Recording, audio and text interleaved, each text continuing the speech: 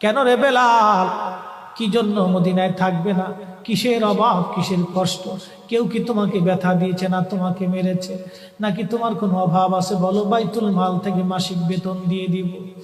বেলাল বলে, আবু বকর রে, আমার যে অভাব, কোনোদিন কি সেই অভাব পুরা করে দিতে পারবা?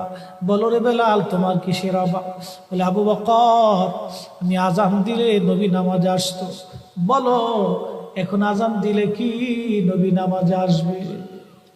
আবু বকর বলতেছে, বেলাল রে, তুমি কি নবীরে ভালোবাসো, আমরা কি ভালোবাসি না? বেলাল বলে, আবু বকর, তুমিও ভালোবাসো, আমিও ভালোবাসি।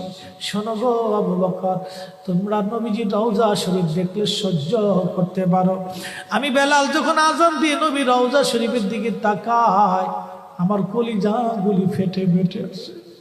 আমি বরদাস্ত করতে পারি না, সহ্য করতে পারি না রে আবু বকর, বিদায় দাও, আমি চলে যাব।